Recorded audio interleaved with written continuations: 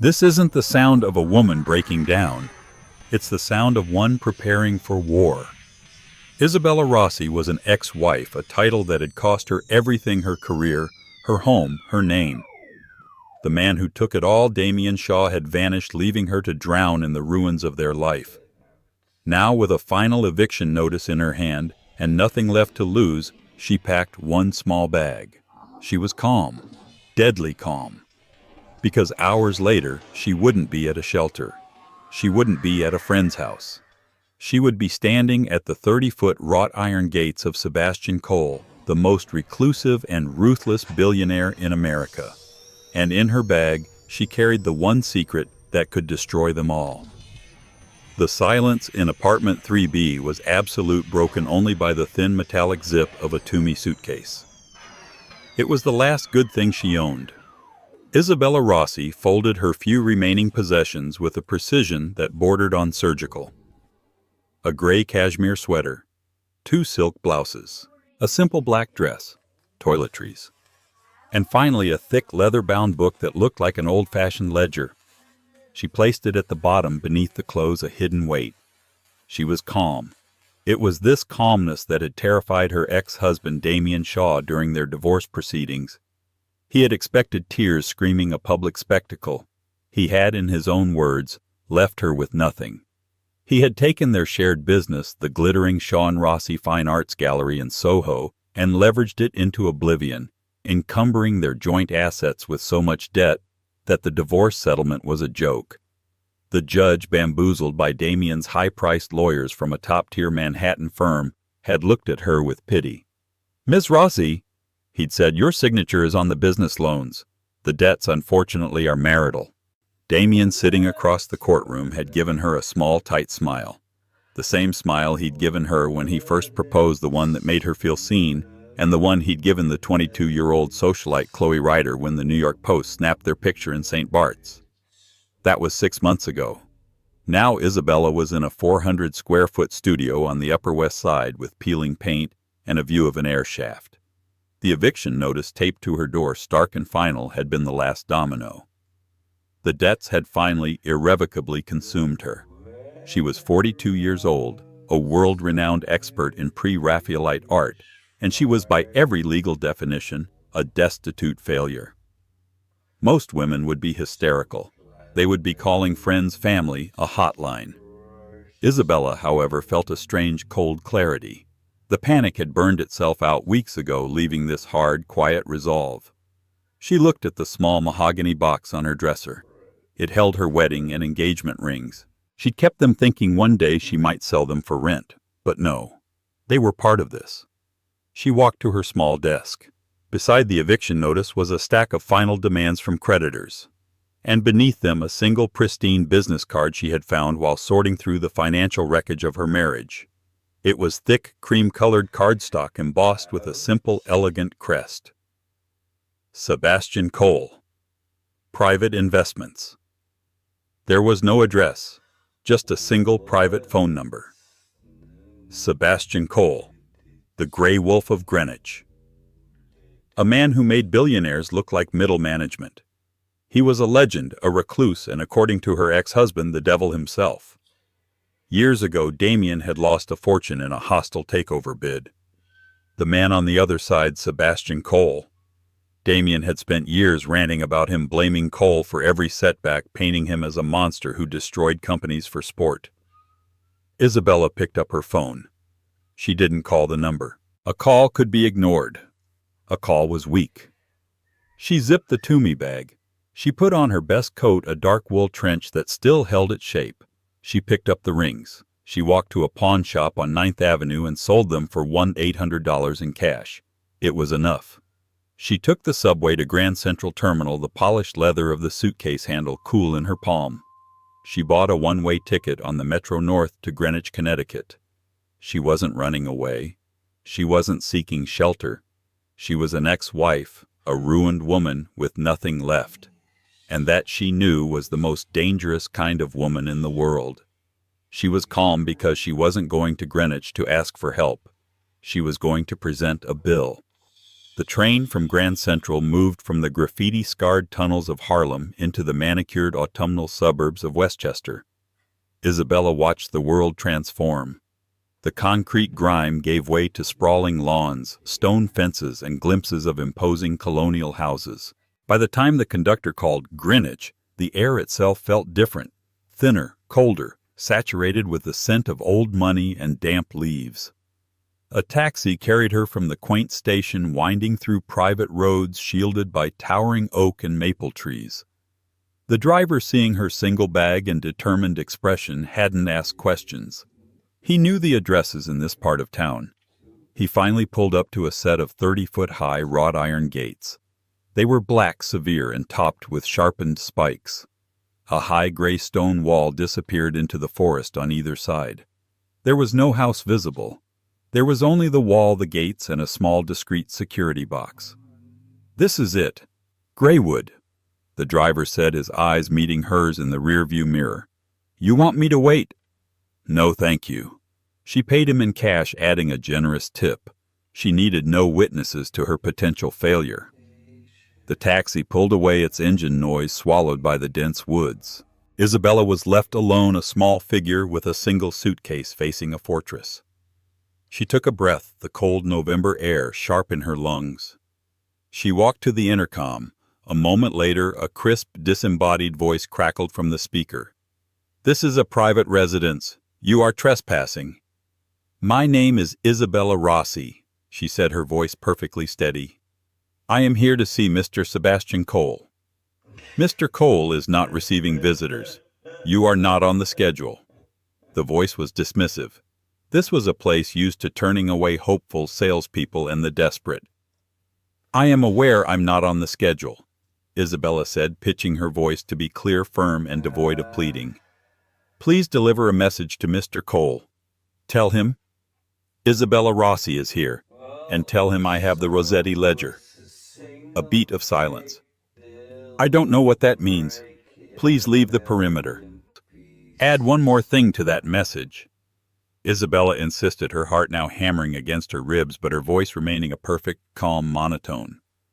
"Tell him it concerns Damien Shaw." This time the silence stretched. 1 second, 10, 30. She could feel a camera invisible staring at her from somewhere in the stone. She did not fidget. She did not look away from the speaker box. She stood as if she had every right to be there. Finally, the voice returned, all condescension gone, replaced by a cold, neutral efficiency. "Mr. Harrison will be down to collect you." A heavy thud and a hydraulic hiss, and the massive iron gates began to swing slowly, silently inward. A full minute later, a black Range Rover, the kind that looks more armored than civilian, drove down the long, winding drive. It stopped directly in front of her. A tall, impeccably dressed man in his 50s, with the build of a former operative and the suit of a CEO, stepped out. This was Mr. Harrison, the man whose voice she'd heard. He didn't offer to take her bag. He simply opened the rear passenger door. "Ms. Rossi," he said. It was a statement, not a question. "Mr. Harrison?" She slid into the plush leather interior. The door closed with the solid, airtight sound of a bank vault. They drove for what felt like miles through a forest so dense it was clear Cole had bought the surrounding hillsides just to preserve his isolation. They rounded a final bend, and Greywood appeared. It wasn't a mansion. It was a monument. A sprawling structure of gray stone, steel, and glass. It didn't sit on the landscape. It dominated it. It was cold, beautiful, and utterly terrifying. Harrison escorted her inside. The interior was vast, with ceilings 3 stories high. The art on the walls wasn't decorative. It was a statement of power. A massive Anselm Kiefer here, a wall-sized Gerhard Richter there. It was a museum curated by a predator.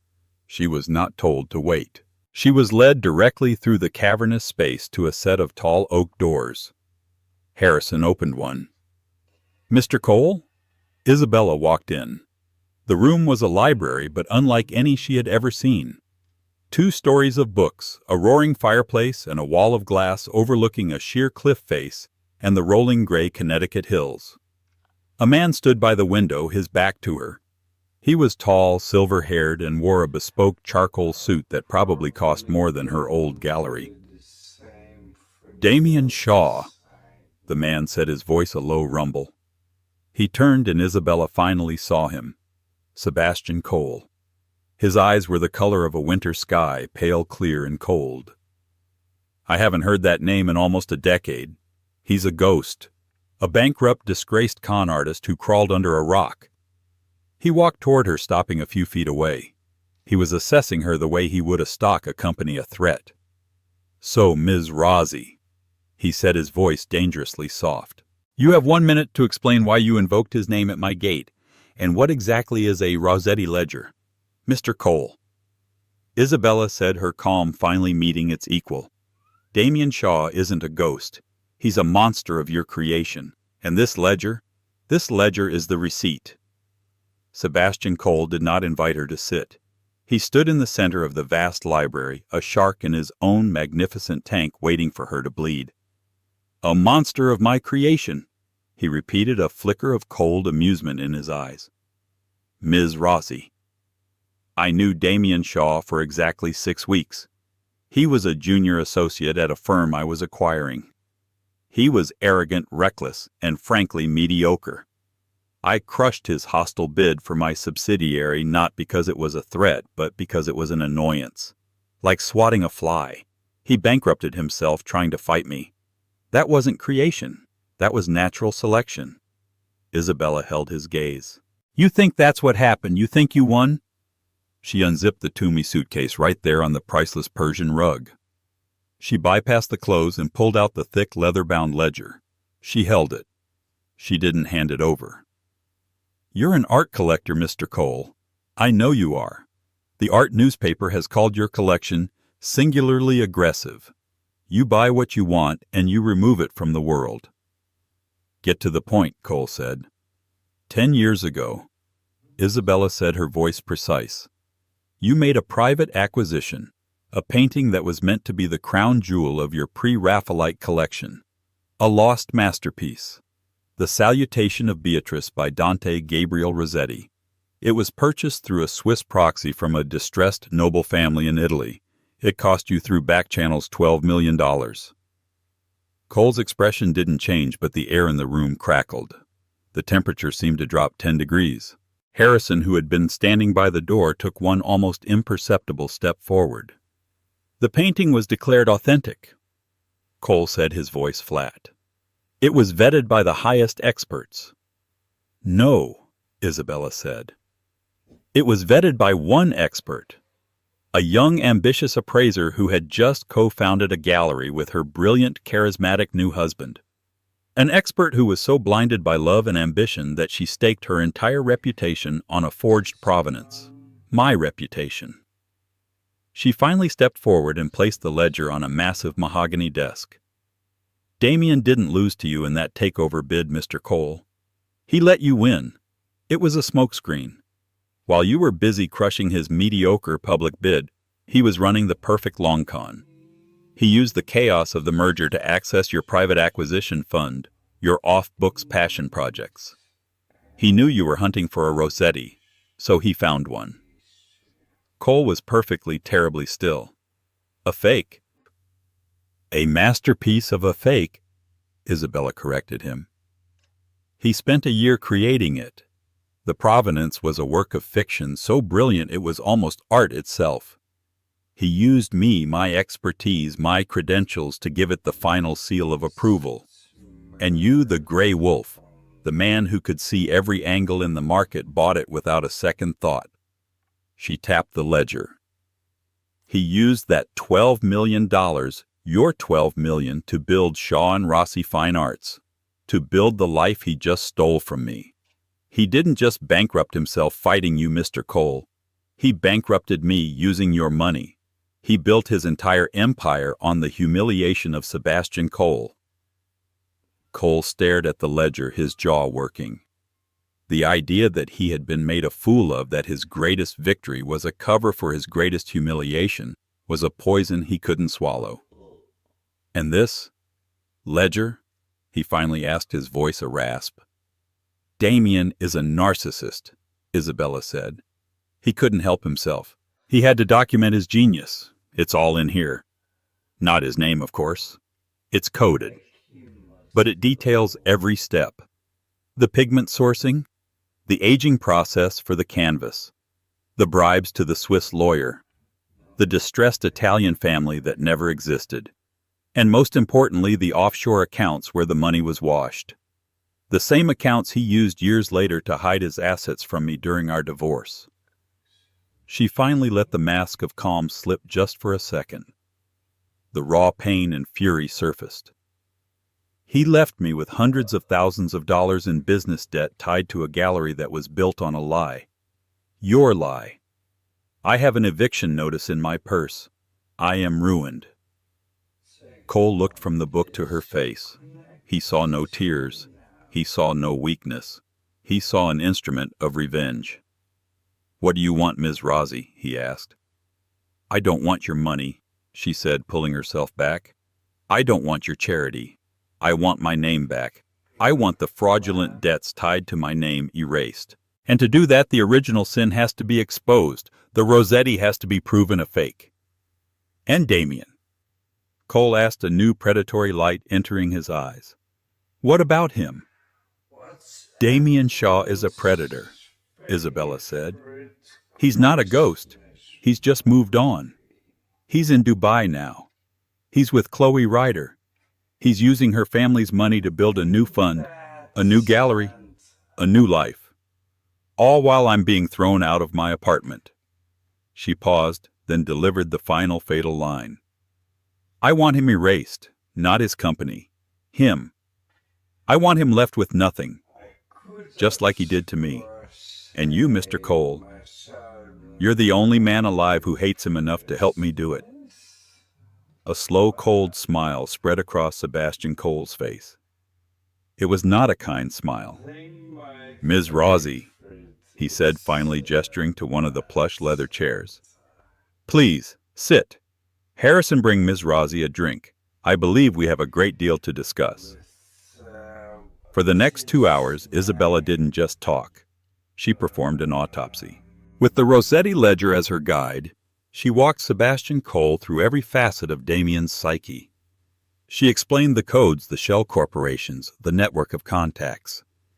She laid bare the mind of the man who had fooled them both. Cole, for his part, was a chillingly fast learner. He absorbed the information with an intensity that was almost physical.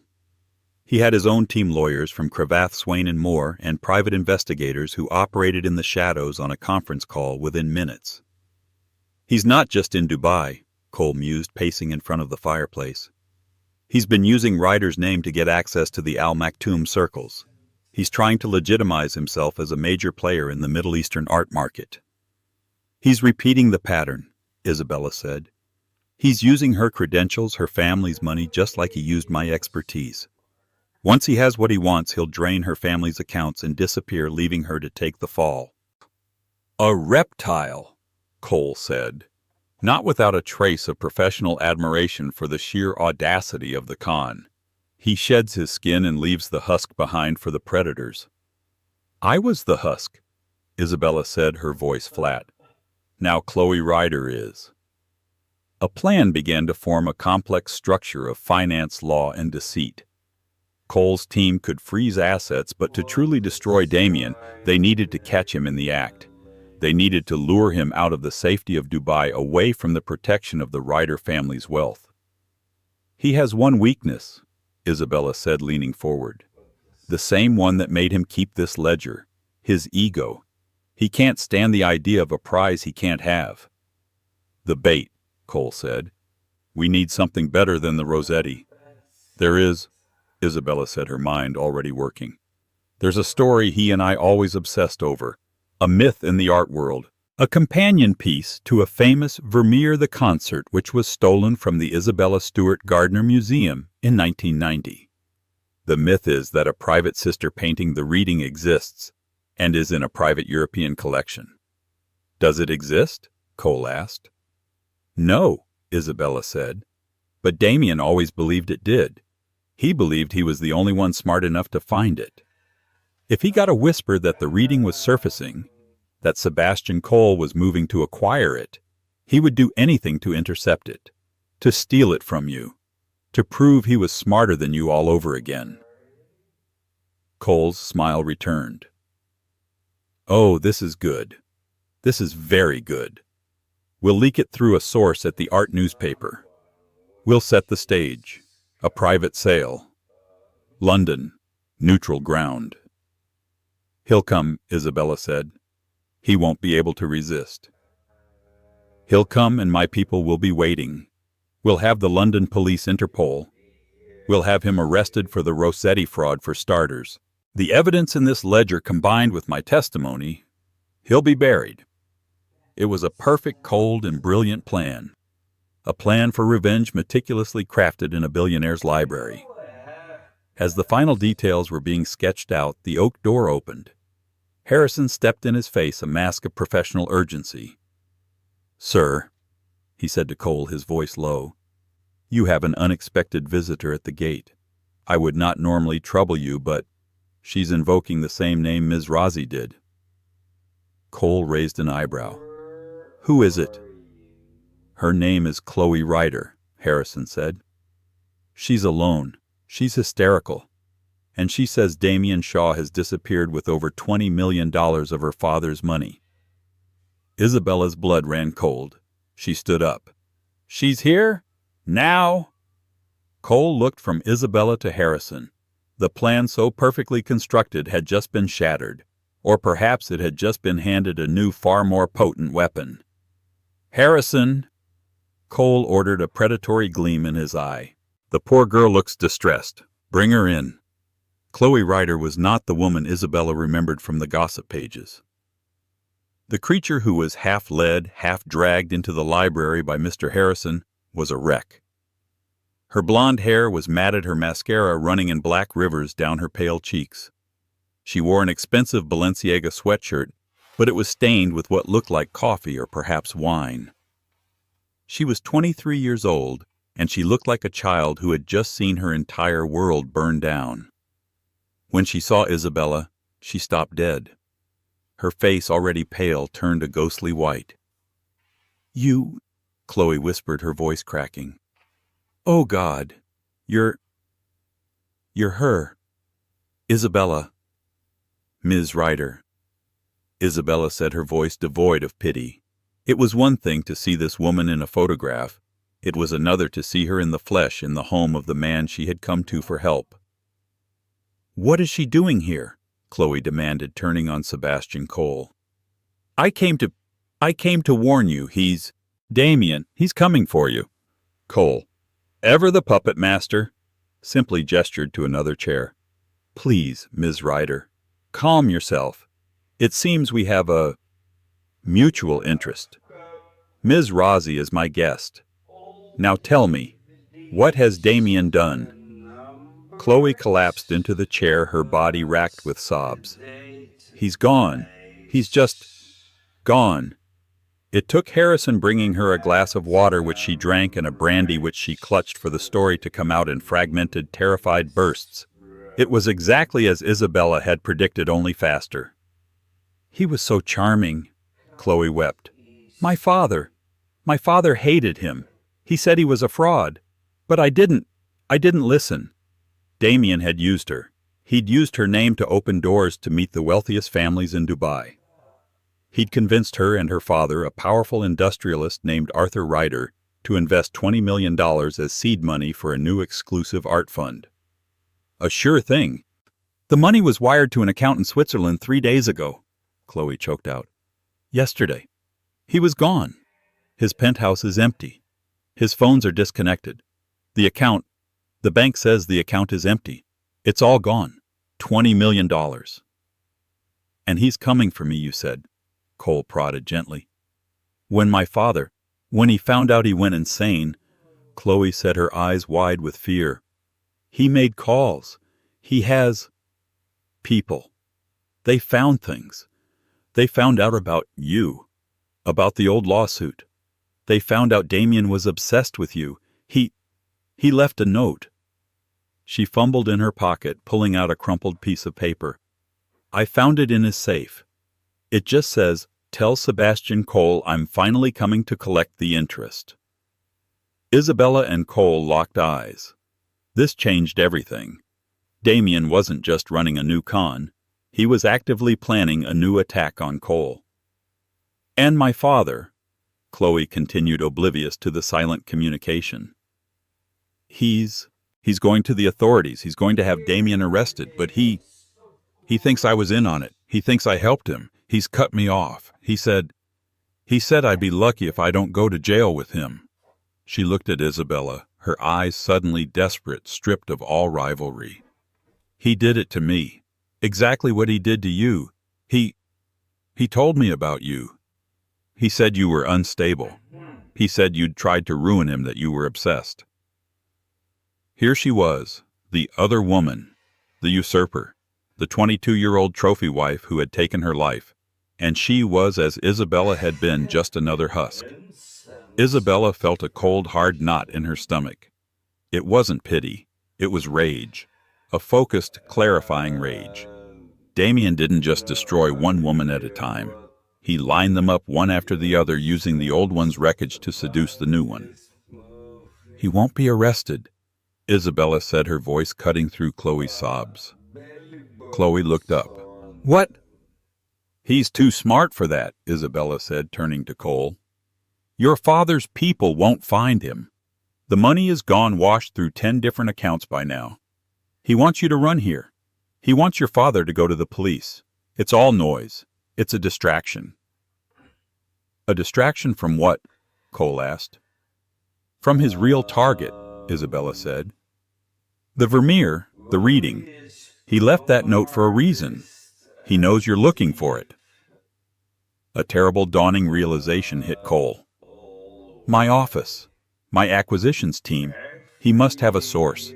He's not reacting to our plan. He's been ahead of it." Damien wasn't waiting for them to set a trap. He was setting his own. He knew Cole would be his enemy, and he had used Chloe to fund his war, then left her to detonate like a bomb in their laps, a calculated, chaotic mess. "He thinks we're predictable," Isabella said. "He thinks you," she nodded at Cole, "will come at him with lawyers. And he thinks you," she looked at Chloe, "will dissolve into a puddle of tears and Daddy's money. He thinks I'm a non-entity, a piece of ancient history." She stood up and walked to the window, looking out at the gray, unforgiving landscape. "We're not going to London," she said. "What?" Cole said, standing as well. "We have to. The trap is flawed," Isabella said, turning back, her eyes burning with a new terrifying fire. "Because he's anticipated it. We're not going to catch him with a fake Vermeer. He's too good. He'd spot the fake and he'd be gone." "Then what do we do?" Chloe whispered, looking between the two powerful, frightening figures. Isabella looked at Chloe, the woman who had replaced her, the woman who had slept in her bed while she was being served divorce papers. She saw the shared, humiliating brand of Damien Shaw on her. "We're not going to use a fake painting," Isabella said, a dangerous, brilliant, and terrible idea blooming in her mind. "We're going to use a fake victim." She stared directly at Chloe Ryder. "He thinks you're a broken, hysterical child running home." "Fine. You're going to call him, you're going to find him, and you're going to tell him you're not broken. You're going to tell him you hate your father. You're going to tell him you have a new plan, a plan to get more." Chloe looked terrified. I can't. He's gone." "He's not gone," Isabella said. "He's just waiting. He has to be. He's waiting to see what you'll do, what Cole will do. You're going to call him, and you're going to offer him the one thing in the world he can't resist." "What?" Chloe asked. Isabella looked at Cole. "You don't just own a Richter, do you, Mr. Cole? You own the 1932 Picasso, Le Rêve." Cole nodded slowly, his eyes narrowing as he saw where she was going. "I do. It's worth $150 million easily," Isabella said. "You're going to tell him, Chloe, that you're so angry at your father and so in love with Damien that you're going to help him steal it. You have an in. Me." Chloe's jaw dropped. You. Yes. You'll tell him you found me the crazy ex-wife. That I'm living in squalor and I'm bitter and I want revenge on Cole. You'll tell him I'm willing to be your inside woman. For a price. Damien knows I authenticated the Rosetti. He knows my credentials. He knows I have the expertise to bypass a high-end security system. He will believe it. His ego won't let him do otherwise. You're going to rob Mr. Cole, Chloe stammered. No. Sebastian Cole said, the cold smile back wider than ever. We are going to set a trap. Not at Sotheby's, not in London, but right here, at Greywood. The plan was a whisper campaign played out over encrypted lines. Chloe, coached by Isabella, made the call. It took 2 days for Damien to respond, not with a call, but with a text from a burner phone. Intriguing. Tell me more. The hook was set. Over the next week, Greywood was transformed. The bait wasn't just Le Rêve, it was the entire illusion. Isabella, playing the part of the disgruntled, vengeful expert, fed Damien information. She sent him security codes, all fake, supplied by Harrison. She sent him blueprints, also fake. She described Harrison's patrol routes, altered. Chloe, meanwhile, played the loving, rebellious ingenue, promising him a new life built on the ashes of her father and his rival. Damien, blinded by his own towering arrogance, saw only what he wanted to see. 2 broken women he had wronged, now fighting each other to serve his interests. He saw his own genius reflected back at him. The night of the planned heist was a masterpiece of stagecraft. A violent, howling storm, real but perfectly timed, lashed the Connecticut coast. Cole, in an incredible piece of theater, made a public departure via helicopter earlier that day, flying to Chicago for an emergency meeting. He was, in fact, sitting in Harrison's high-tech security command center, hidden in a sub-basement of the estate, watching everything on a bank of monitors. The Picasso Le Rêve hung in the West Gallery, a long hall of glass and steel. This was the trap. At 2:17 a.m., a sensor tripped. Damien Shaw, clad in black, moving with a predator's grace, slipped through a glass door Isabella had left unlocked. He was here. He hadn't sent a lackey. His ego demanded he do this himself. He moved through the dark, cavernous house, disabling the fake alarms exactly as Isabella had instructed. He was a ghost in the machine. He entered the West Gallery. The Picasso hung at the far end, softly illuminated. And standing in front of it, her back to him, was Isabella. Damien stopped. This was not part of the plan. Isabella, he hissed, his voice a low, dangerous purr. What are you doing? You're supposed to be on the perimeter. Isabella turned. She was not wearing tactical gear. She was wearing the simple black dress she had packed. She was perfectly calm. Hello, Damien, she said. He stepped into the light. He was thinner than she remembered, harder. The charm was still there, but it was coated in a reptilian sheen. You look like hell, darling. I almost feel guilty. You don't feel guilt, Damien, Isabella said. You feel appetite. Very poetic. He sneered, his eyes darting to the Picasso. Now get out of the way. We're on a clock. The alarms are real, Damien, she said. The codes I gave you just rerouted the silent alarms directly to Harrison, who is downstairs with Mr. Cole. Damien froze. His hand twitched, perhaps toward a weapon. He looked at her, his eyes narrowing the entire con, the past, the present, clicking into place. You, he whispered, the realization dawning. This, Chloe, it was all you. He thought you were a fly, Isabella said, taking a step toward him. Sebastian Cole. He said swatting you was natural selection. But I knew better. You're not a fly, Damien. You're a mirror. You just reflect what people want, and you use it to destroy them. You set me up, he snarled. You, the pauper. You came crawling to Cole after what he did to me, to us. He didn't do anything to us. You did. You and your Rosetti. The Rosetti was genius. he hissed, his ego flaring even now in the jaws of the trap. It made us. It ruined me, Isabella shouted, her calmness finally shattering the rage of years erupting. You built a life on a forgery and then you left me to pay for it. It was a small price to pay for that kind of art. He laughed, a high manic sound. And you were my greatest creation, better than the Rosetti. That's where you're wrong, Damien, Isabella said, her voice dropping back to a lethal quiet. She stepped to the side, revealing a small canvas on an easel next to the Picasso one that had been hidden in the shadows. Damien looked at it. His blood ran cold.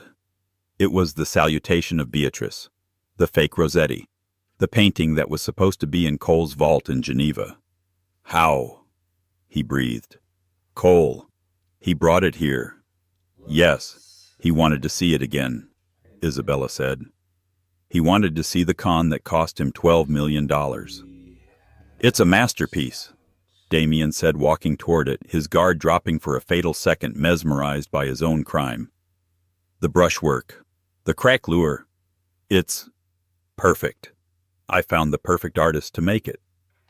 Yes, you did, Isabella said. You're a brilliant con man, Damien.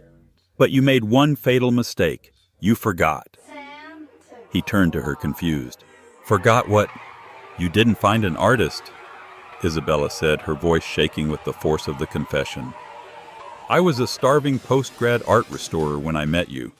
You told me it was a hypothetical restoration, a test for a client.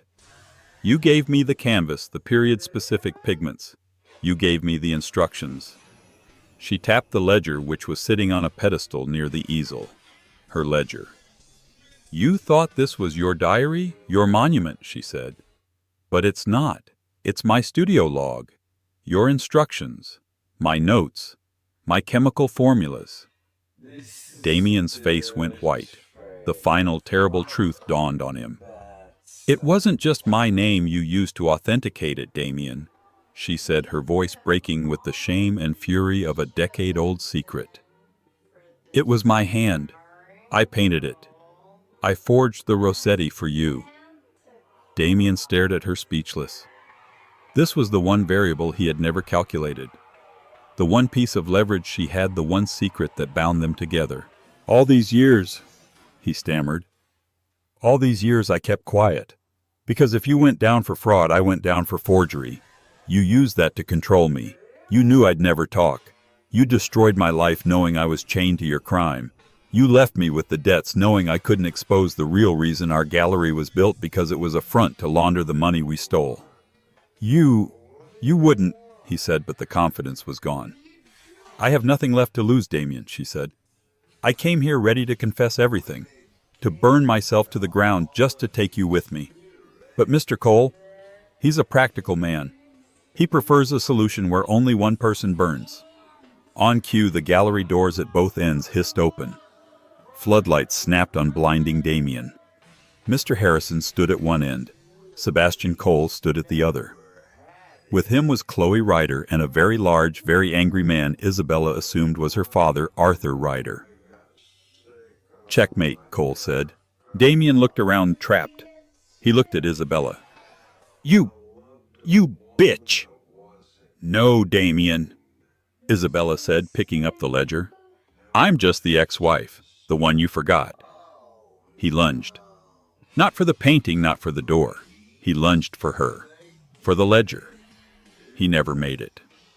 Harrison moved with a speed that was inhuman, intercepting him in a single brutal motion. Damien was on the floor, his arm twisted behind his back. A cuff snapped on his wrist before he could even cry out. It was over. The reckoning did not happen in a courtroom. It was a bloodless corporate execution staged at 4:03 a.m. in the Greywood conference room.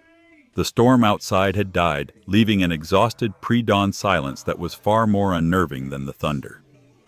Damien Shaw sat at the center of the 30-foot mahogany table.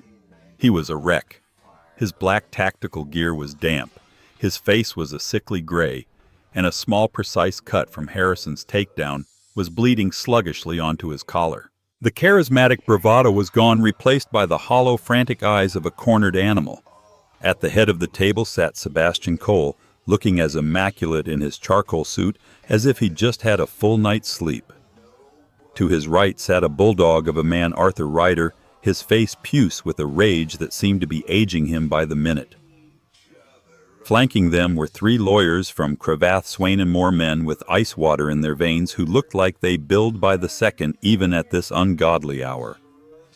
Isabella and Chloe sat on the opposite side of the table, not as participants, but as a jury. One of the lawyers, a senior partner named Blevins, pushed a thin file toward Damien. "Mr. Shaw," Blevins said, his voice a dry rustle of paper, "you are in a uniquely catastrophic position, so we will be brief. You have two options. This is option A." He tapped the file. Option A is the public route. In approximately 1 hour, Mr. Cole and Mr. Ryder will contact the U.S. Attorney for the Southern District of New York, the SEC, and Interpol. We will present them with this. He held up the Rosetti ledger. We will present them with wire transfer receipts from Mr. Ryder's accounts totaling $20 million. We will add to this the new testimony of Ms. Rossi, who has agreed to confess to her role under duress, of course, in the creation of the fraudulent Rosetti, and to provide testimony as to its sale. Damien flinched, his eyes darting to Isabella. She met his gaze, her own as cold and hard as the stone outside. The charges, Blevins continued, will include but are not limited to conspiracy, international wire fraud, grand larceny, and high-value art forgery. Given the amounts and the interstate commerce, we will likely be pursuing RICO statutes. Your assets, those you think are hidden, will be frozen by 9 a.m. You will be arraigned, your name will be on the New York Post by noon, and you will spend the next 25 to 30 years in a federal prison. That is option A. A bead of sweat ran down Damien's temple. And B? Blevins slid a second, much thicker document across the table. It was a 30-page confession bound in a simple blue cover. Option B, said Cole, speaking for the first time, his voice a low rumble, is silence. This document is your full and binding confession to every crime just listed. In it, you attest that you coerced Ms. Rossi using emotional and financial blackmail to assist in the Rosetti forgery. You will legally and fully absolve her of all willing participation. Furthermore, you will admit to the creative accounting that bankrupted Shaw and Rossi, and you will assume 100% of the associated marital and business debts, retroactively clearing Ms. Rossi's name entirely. This is... Damien stammered, his hands shaking as he touched the cover. This is insane. It gets better, Arthur Ryder snarled, leaning forward. The confession is attached to a series of financial directives. You will liquidate every hidden asset. The accounts in the Caymans, the Shell Corporation in Liechtenstein, the half-built gallery in Dubai. Our forensic accountants, he gestured to one of the lawyers, have already mapped them. The first 12 million plus interest goes back to Mr. Cole. The next 20 million goes back to me. The remainder, he gave a cruel laugh, will cover Mr. Blevins' legal fees for this evening. It leaves me with nothing, Damien whispered, staring at the pages. Exactly, Cole said. You will be left with the clothes on your back and a one-way economy plus ticket. I am feeling generous to a small, unremarkable country with no extradition treaty. You will be given a new passport with a new unremarkable name. You will, for all intents and purposes, cease to exist. You will become the ghost you pretended to be. You can't, Damien said, a last flicker of his old self rising. He looked at Isabella, a sudden venomous hatred in his eyes. You painted it. You were in on it from the beginning, you lying bitch. You can't just... I was a 24-year-old student, Damien. Isabella cut him off, her voice ringing with clarity in the dead quiet room. You called it a hypothetical restoration. You told me it was a test for a client. I was in love, and you called it our little secret. The difference between us is that I came here tonight fully prepared to go to prison for my mistake. I was willing to burn. You're just trying to escape the fire. Her words hung in the air, an undeniable truth. The fight went out of him, his entire body slumping in defeat. He knew he was checkmated. Blevins clicked a sleek silver pen and set it precisely on top of the confession. "The choice is yours, Mr. Shaw. The clock is ticking." Damien stared at the pen.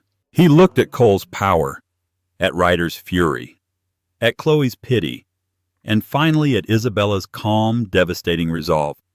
He was not a con man. He was not a genius.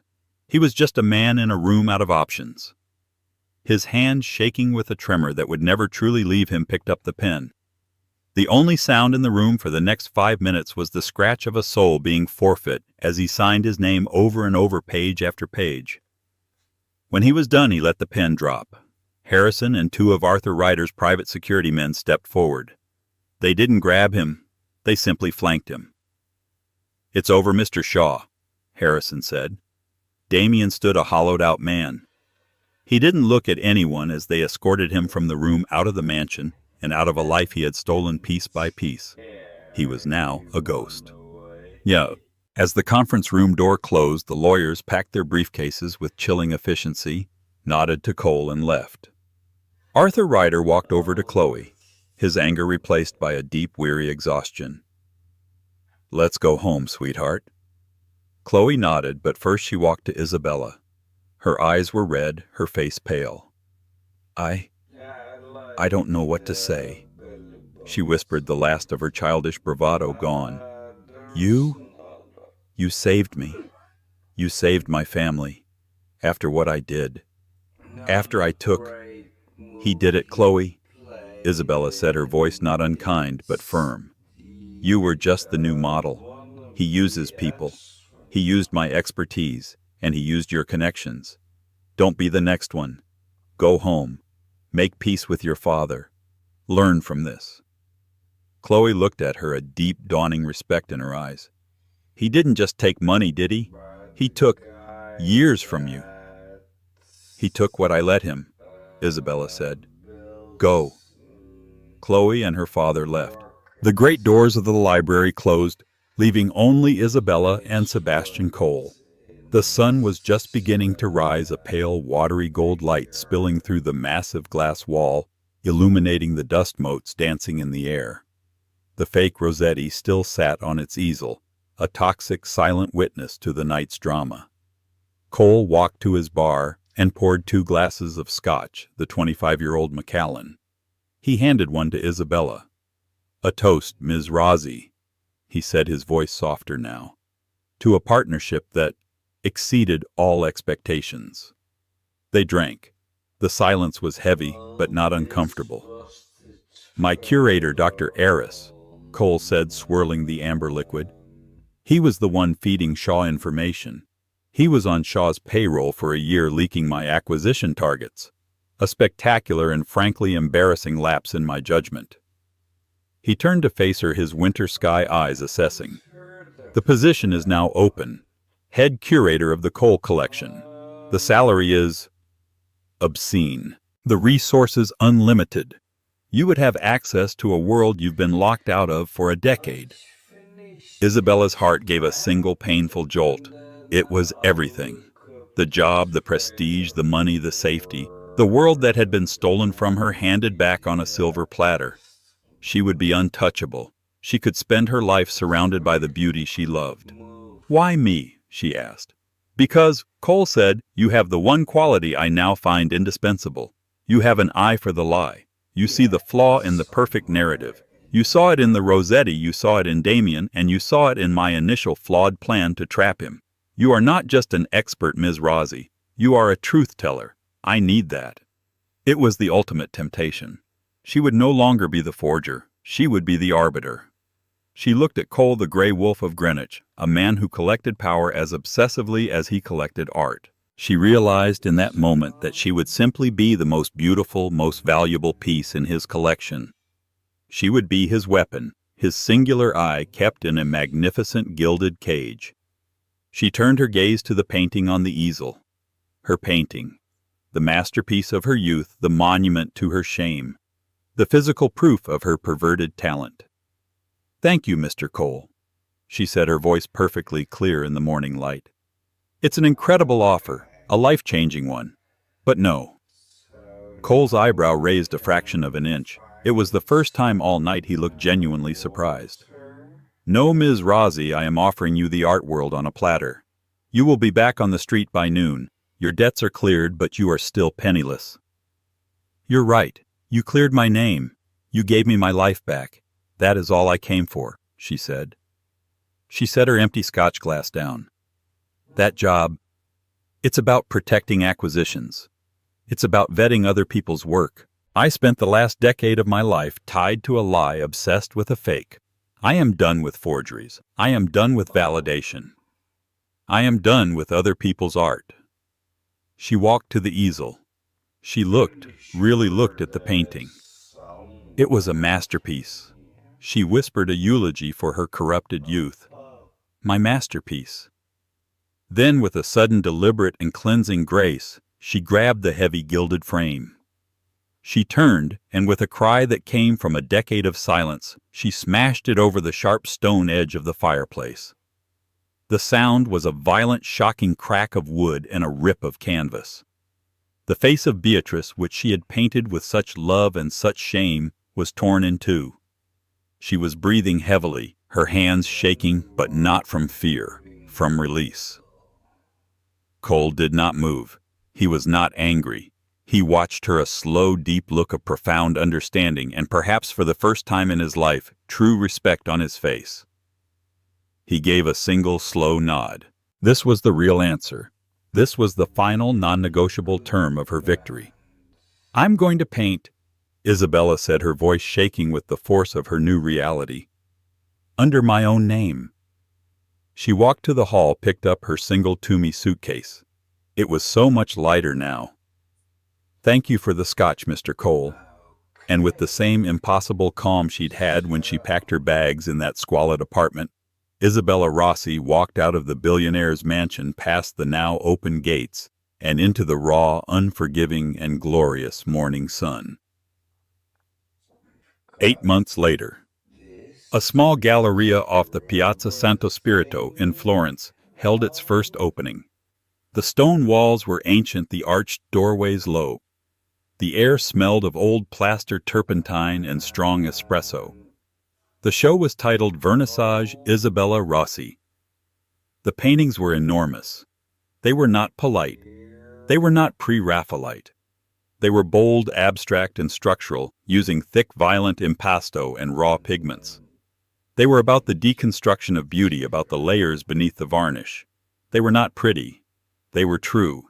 A prominent Italian critic was overheard muttering to a colleague, "È formidabile, è come se stesse scuoiando la tela."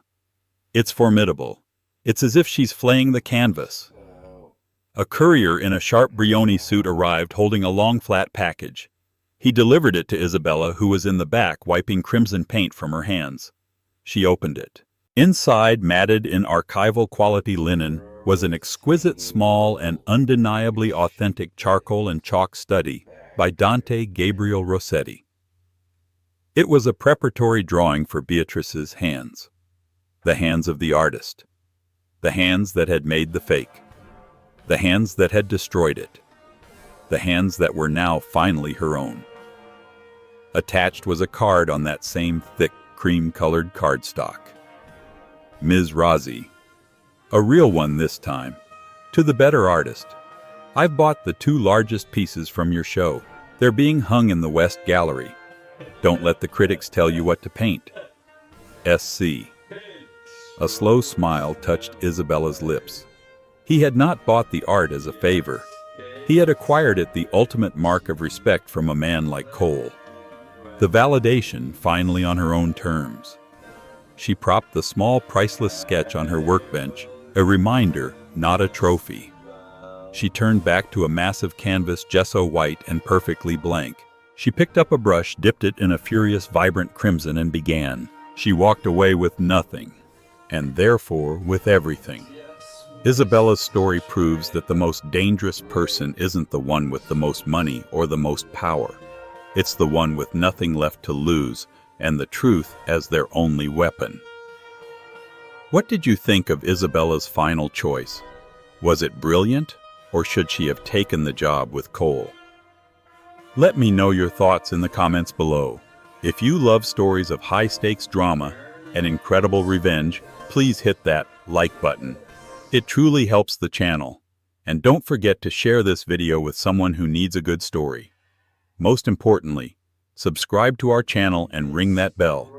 We have so many more stories like this one coming, and you don't want to miss a single shocking twist. Thanks for listening.